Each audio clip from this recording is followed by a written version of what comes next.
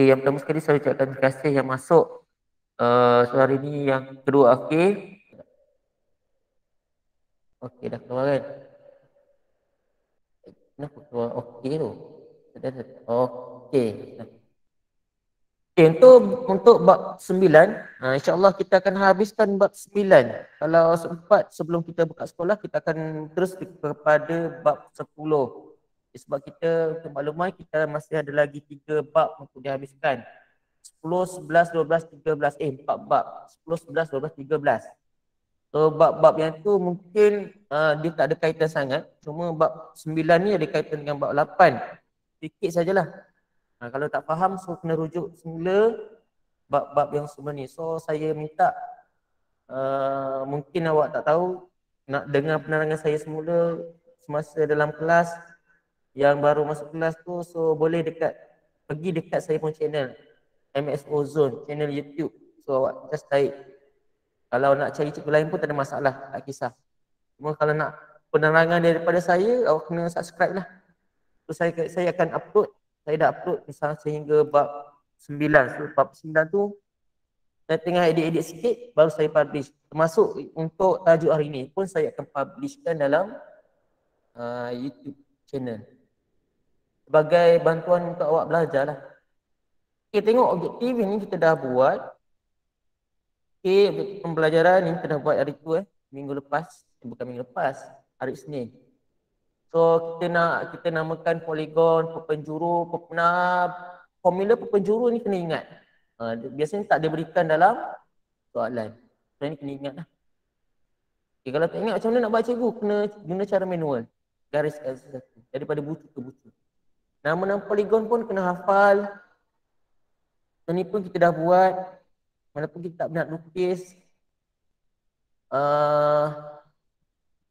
Oh yang ni, cuci beraya hari tu kan. So sini saya skip dulu saya skip dulu. Kalau hari Isnin nanti kita cuba tengok balik dari segi visual. Okay. Okay, so ini sifat-sifat segitiga dan sifat sudut dalam segitiga. Ini pun kita dah bincangkan hari itu. Okay, ini kita dapat contoh 3. Contoh 3B. Ni so konsep-konsep yang ada dalam segitiga. Ini pun sama kita dah bincang hari itu. Okay, so sekarang kita nak masuk 9.3.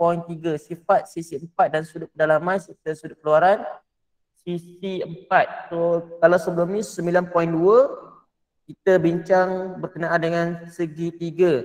So untuk 9.3 kita lebih kepada sisi 4. Sisi 4 ni kalau dia menang poligon, ni rasanya ada visual ni. Sekejap kita tengok kalau ada, kalau boleh dapat lah. Dekat saya dah present dah tempat awak ni. Dah keluar belum presentation?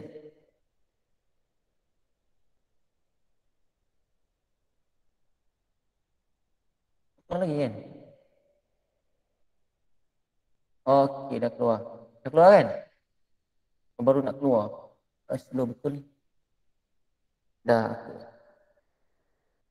Okay, so ini segitiga bersudut tegak. So kita tengok sikit je yang ni. Segitiga bersudut tegak yang mana satu sudut dia 90 darjah. So kalau saya tarik saya tarik point ni, saya pusing macam mana pun dia tetap bersudut tegak. Biasanya sudut tegak ni kat mana? Kat ujung ni. Kat sebelah tengah-tengah ni. Kalau CAB ataupun ABC kat tengah-tengah ni, kat huruf tengah-tengah. Okay, lagi ni situ. Okey, tak kisah. Saya besarkan ke sama je? Sama je.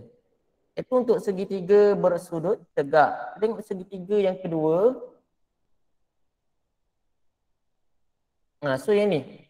Kita nak tengok apa? Kita nak tengok segitiga, sifat-sifat segitiga mengenai sudut tadi. Sudut tirus ingat balik. Dia kurang daripada 90.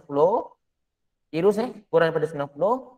Kalau contoh, kalau saya tarik ini, dia akan jadi segitiga sudut cakar. Cakar kat mana? Ni, lebih daripada 90. Kurang daripada 180 darjah. Kat mana? Dekat sudut E ni. Okay, ni E. Nanti kita panggil dia sebagai sudut cakar. Okay, settle segitiga. Okay, yang sebenarnya kita nak tengok segi 4. Sisi 4. Okay. Okey, 212, 212, 212. Okey, ada. Okey, kita nak saya nak awak nampak dengan lebih jelas. Paksi simetri kita dah belajar itu. Paksi simetri ni apa? Cara awak nak lipat. Uh, dalam buku teks ni dia tak ada tau. Dia tak ada apa itu paksi simetri. Mungkin kat belakang kot. Mungkin ada, saya cek jap. Glosari. Paksi simetri. Paksi simetri. Tak ada. Tak ada dia punya definisi. Kalau dalam buku dulu ada. Tu saya tak jumpa. So, paksi simetri ni apa? Paksi simetri dia cara kita lipat kepada satu poligon kepada dua bahagian yang sama besar. Tengok yang pertama, segi empat sama. Ni diberikan A, B, C, D. Dia punya AB dia punya jarak AB dia punya jarak 4.97 tu segi empat sama. Okay, yang mana dia punya sisi semuanya sama. AC tu apa? Kalau AC A ke C. A ke C1. C1 kat tengah-tengah AB A ke garis A, point A ke point B. Okay, lepas tu dia kata seret pada sisi 4. Contoh. Saya seret, saya ke sana. Saya besarkan macam mana pun, kalau sisi 4, dia punya sifat segi 4 sama, dia punya sifat, dia punya sisi semuanya sama. Walaupun saya besarkan, kenapa tak boleh seret ni? Ni kan, sisi dia tetap sama. Okay, sekecil macam mana pun, sisi dia tetap sama. Kalau segi 4 tepat, kalau paksi simetri yang mana? Paksi simetri ni A C1 ke C. Tu paksi simetri. Kalau segi 4 sama, berapa paksi simetri? 2. Tengok yang kedua, segi 4 tepat. Segi 4 tepat. Kita tengok segi 4 tepat, dia punya sisi EF dengan GH, dia sisi yang bertentangan lah. Sisi yang bertentangan ni dia adalah sama. Itu cara nak faham. Okay, itu untuk segi 4 tepat. Okay, yang seterusnya kita tengok ada yang paksi simetri kita cuba tengok kalau tepat. Okay, yang ketiga kita tengok rhombus. Tengok rhombus sikit, ni rhombus. Rhombus dia tengok semua sisi sama panjang I, J. Kalau saya tarik macam mana pun, tak boleh nak tarik L. Okey, saya tarik J. Pun sama panjang. Rhombus ni sisi dia sama tapi dia menyengit. Tapi dia selari, menyengit. Dia itu maksudnya rhombus. Sisi dia sama panjang. Orang ni boleh tengok dalam surat 213. Hari tu tak pernah nak tengok ini kan. Dia punya visual. Okey, settle rhombus. Semua sisi sama panjang. Senang cerita segi 4 sama dia disengitkan. Itu jadi rhombus. Okay, yang seterusnya kita tengok segi 4 selari. Segi 4 selari, dia punya sisi bertentangan sama panjang. Dia sama segi 4 tepat tapi dia sengitkan. Kita tolak dia lah senang cerita. So dia akan jadi segi 4 selari. Okay, yang seterusnya kita nak tengok trapezium. So trapezium dia punya sifat daripada S, U, saya tarik ni. Dia berbentuk macam kereta. Ni trapezium. Dia berapa sisi cikgu? Dia masih lagi 4 sisi. Ni. Ni trapezium. Ni pun trapezium. Ni pun trapezium. Okay. So ini bentuk. Dan yang mana untuk U dan UV, garis UV dan garis S dan T, dia selari. Trapezium dia mesti selari. ST dan UV dia selari. Itulah trapezium. Yang bentuk yang terakhir lelayang. So lelayang macam lelayang yang masa kecil-kecil tu main. Kalau tahu tak pasti kalau awak tak pernah main. Okay, sini layang-layang. Yang mana A1 ke A2 contoh A1 kat atas ni, A2 dekat sebelah kiri, so A1 ke A2 sama panjang daripada A1 ke A4. Dia punya jarak sama saja. Dan untuk A2 ke A3 dan A4 ke A3 jarak dia sama. So boleh tengok gambar rajah yang saya tunjukkan ni, kalau saya tarik pun dia sama je. Dia tetap sisi atas, dua sisi atas sama, dua sisi bawah sama antara satu sama lain. Okey, yang tu settle bagi jenis sisi empat dan sifat geometrinya. Ni ada dalam muka surat apa ni? 213. Okey, yang seterusnya, okey. Sekarang kita nak tengok untuk sudut keluaran, sudut pedalaman, sudut bersebelahan, sudut bertentangan, segi empat selari atau rhombus adalah ada dalam muka buku teks, muka surat 215. Lepas tu kita dah habis dah bab 9. Bab 9, bab yang belakang-belakang ni dia kejap-kejap ni. Okey, nak tengok. Okey, ni kita dah tengok tadi. Ni secara PowerPoint lah. Tadi kita dah tengok secara visual. Okey, kita tengok contoh-contoh soalan. Ni contoh soalan. Saya cuba kita buat sama-sama Kita buat sama-sama. Ni contoh 5. Kalau dalam soalan exam, berapa markah ni minimum lah. Minimum kalau soalan sudut biasanya dia 4 markah. 4 markah. Dia banyak markah ini. Untuk soalan sudut, poligon, garis sudut dan poligon dia 4 markah. Paling minimum tu. Maksudnya paling banyak lah. Tengok, boleh nampak tak saya punya gambar rajah ni? Boleh nampak? Tu saya nak besarkan. Saya besarkan. Okay, stop. Saya besarkan. Nampak lagi satu ni, sebelah ni. Saya nak ni. Saya nak sorok kain ni. Harapnya boleh nampak. Gambar rajah diberikan contoh soalan. Dalam setiap rajah yang berikut, PST ialah garis lurus. Hitung nilai Y dan X dan Y. Biasanya dalam soalan dia tak bagi macam tu. Dia akan bagi hitung nilai X tambah Y. Dia kata, ataupun hitung nilai X tolak Y. Ni kena hati-hati dalam soalan. Kena baca betul-betul. Sebab mungkin dalam awak belajar, awak kata, cikgu biasa cari nilai X dan Y. So akan cari nilai X berapa, Y berapa kan. Tapi biasanya dalam soalan dia akan bagi operasi dalam bila dapat nilai X berapa, dapat nilai Y berapa, kena tambah pula ataupun kena tolak dia punya sudut.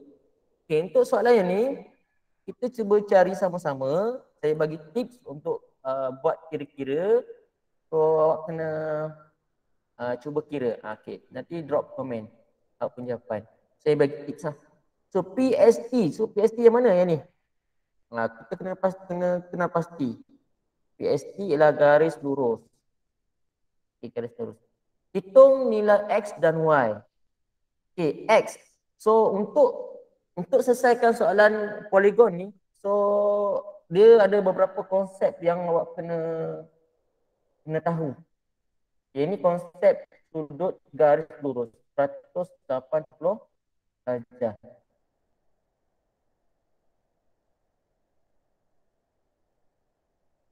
Yang kedua, sudut satu putaran lengkap 360. Yang ni ada dalam bab 8. Yang tercicir kena fahamkan betul. Okey, berapakah sudut X? Okey. X sama dengan, saya ingat balik, diberikan garis lurus. Jumlah sudut kat sini ialah 180 darjah. Okey, berapakah nilai X? Cuba teka. Cuba jawab kat komen. Sekejap komen berapakah nilai X? X mesti boleh jawab. Satu markah ni. Cuba jawab X. X berapa? X berapa?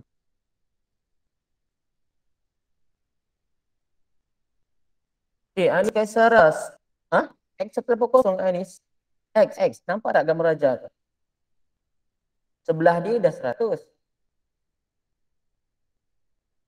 Faham soalan saya kan? Ni cari nilai X. Jumlah dia 180 darjah sudut garis lurus. Sebab apa sudut garis lurus? Sebab diberikan dalam soalan PST tu garis lurus. Okey, Emilia. Drop komen drop komen. Saya bagi 1 minit. 1 minit je. Minit. Okey, jalan. Drop komen. Cuba fahamkan betul-betul. Ini satu markah tau. Dalam exam pun satu markah. Betapa senangnya lah nak dapat satu markah. Saya tak pastilah kalau awak rasa susah yang ni. Saya tak pasti. Sebab yang ni kalau sudut dia tak akan lebih 360 darjah. Jarang lah.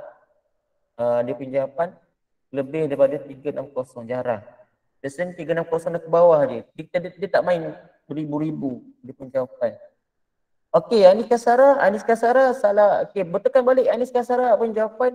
Pastikan faham yang ni Okey, kita bincang yang ni kejap. Mungkin Aniska Sarah tersalah typers, tak pastilah. So ingat balik, saya kata tadi jumlah bagi sudut garis lurus adalah 180 darjah. Apa maksud 180 darjah? Saya padan jawab.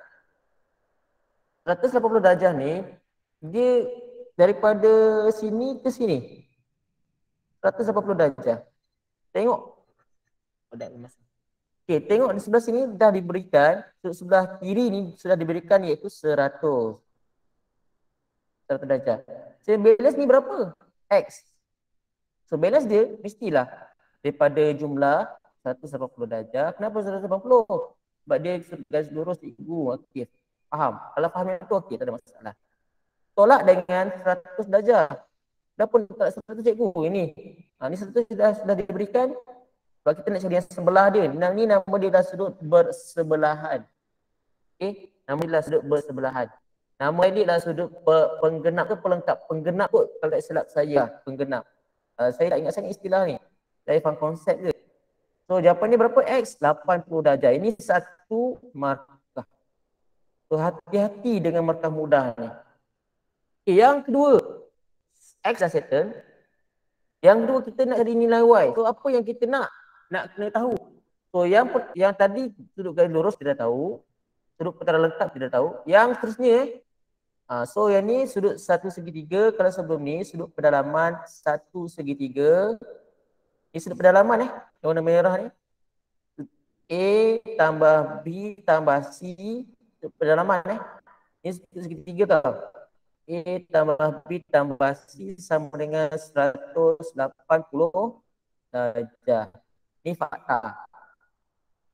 Yang kedua, sudut pedalaman bagi 1/4. Tak kisahlah dia trapezium ke, rhombus ke, layang ke, segi empat sama ke, segi empat tepat ke, lagi apa lagi nama dia? Apa lagi empat tepat ni? Segi empat selari ke, dia tetap okey untuk sudut pedalaman bagi segi empat.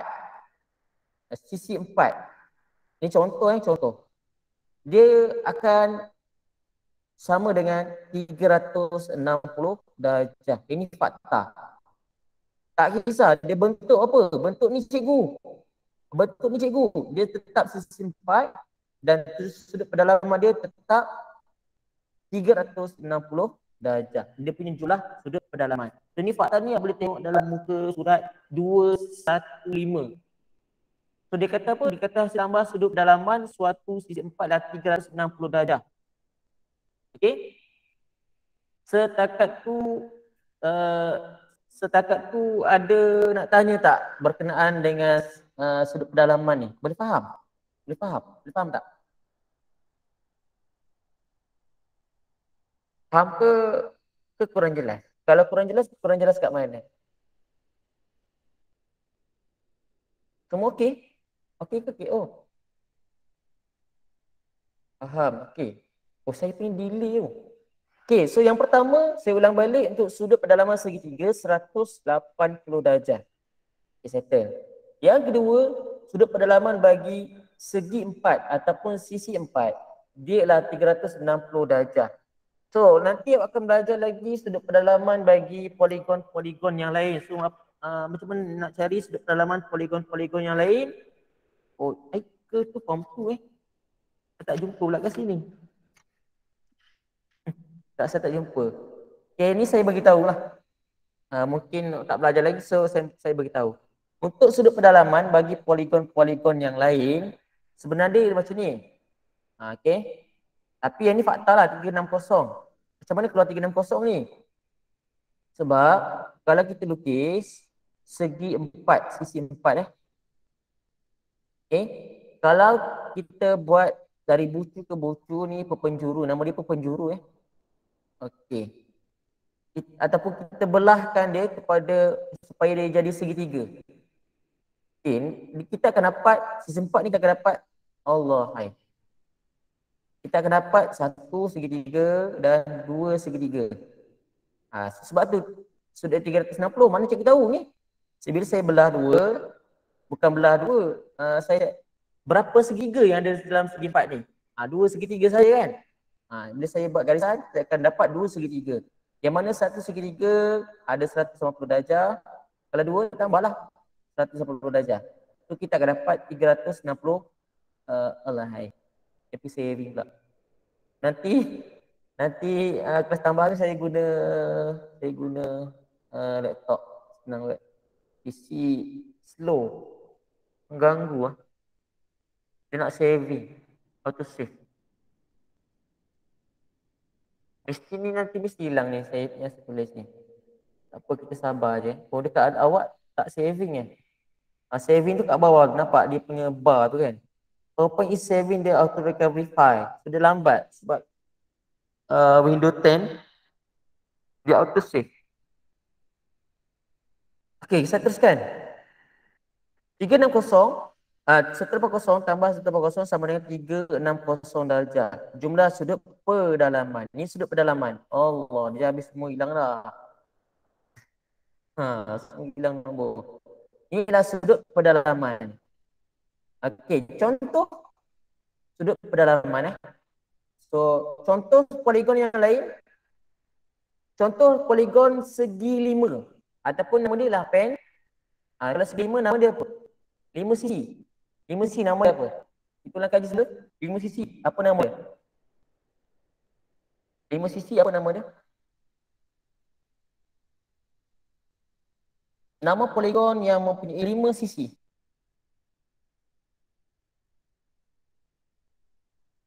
Komen. Nama poligon yang mempunyai 5 sisi. Yang apa dia? Pentagon. Okey. Pentagon. Bagus. Kalau dia ada 5 sisi, kita nak cari sudut pedalaman dia berapa cikgu? Okey, kita cuba buat dalam buku awak ni tak ada ni maklumat untuk nanti ni. Awak akan guna nanti, tak pasti form 2 ke form 3 ke. So kalau dia pentagon dia 5 sisi ni 5 sisi. So kita lukislah berapa segitiga? Kita guna perpenjuru. Satu, dua. So ada berapa segitiga? So ada berapa segitiga dalam pentagon? Saya lukis ada berapa? Pentagon ada berapa segitiga dalam tu? Dia bentuk segitiga. Poligon ni macam mana pun dia akan dapat segitiga dalamnya. Okay, bagus. Pentagon dia ada 3 segitiga dalam pentagon. So tambahlah. Kita nak tahu sudut ni sudut pedalaman kita bincang tentang sudut pedalaman. So ni 180. Sudut pedalaman segitiga ni 180. Ini 180. Okey, kita akan dapat 180 darjah tambah 180 darjah tambah dengan 180 darjah. Berapa dah? 360 tambah dengan 180. Saya kena kira manual ni. Kita akan dapat 540 darjah untuk sudut pedalaman bagi pentagon. Okey, untuk awak ni kita nak bicara tentang segi 4 sahaja. Ikut. Okey, kalau ni ilmu tambahan. Nak cari sudut pedalaman bagi satu poligon, kita kira berapa segitiga. Sebenarnya ada formula. Secara senang saya tak ingat formula tu. Tapi saya ingat kita kena cari berapa segitiga yang ada dalam setiap poligon. Okey, kita teruskan dengan soalan Y. Cari nilai Y. InsyaAllah sempat ni habis ni. Cari nilai Y. So macam nak cari? So ingat balik. Sudah diberikan. Ni pun ada sudut. So X pun kita dah cari tadi sama dengan 80 darjah. So kita cuma tinggal nilai Y. Ingat balik Sudut pendalaman bagi sisi 4 ialah 360. So, nilai Y sama dengan jumlah sudut yang dalam ni, Y tambah 145 tambah 52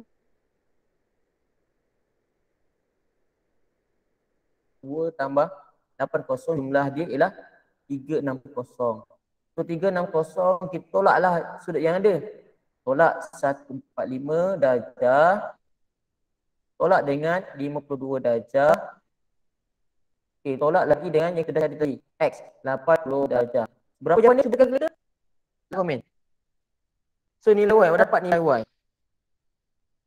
Satu phone saya tengah cas.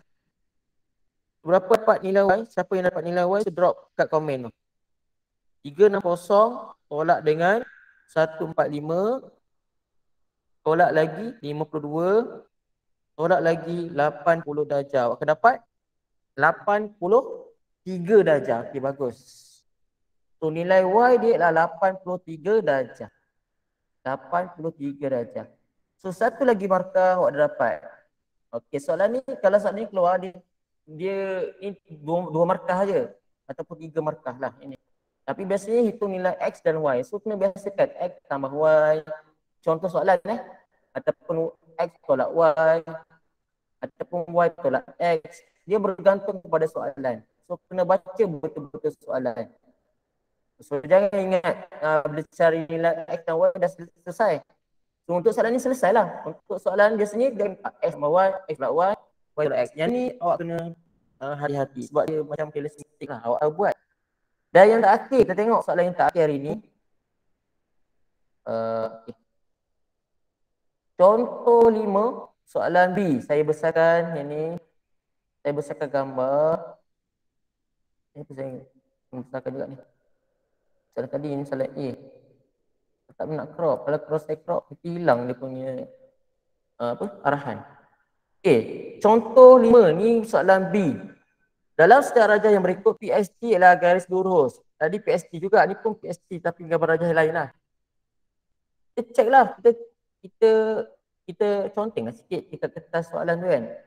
PST, conteng PST, ni garis lurus. Hitung nilai X dan Y. X dan Y, sudah. Mesti awak tak tahu kan, macam mana. So ingat syarat yang kedua, syarat yang kedua, sifat yang kedua kita tengok dalam muka surat 215.